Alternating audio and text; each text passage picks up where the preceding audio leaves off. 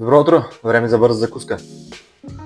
Започваме с яйцата, слагаме 5 яйца да се варят и през това време нарязваме краставици, луканка и сиренци.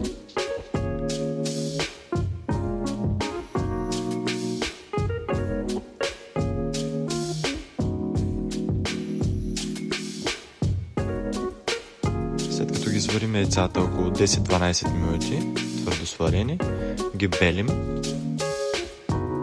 След това добавяме около 60-70 грама масло и почваме да мачкаме, докато стане почти като кремообразно.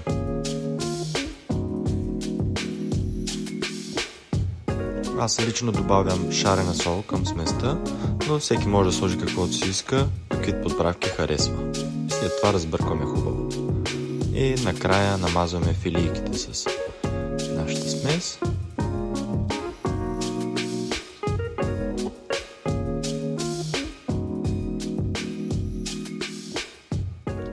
Ето това е нашата закуска, просто лесно и вкусно. Добър апетит!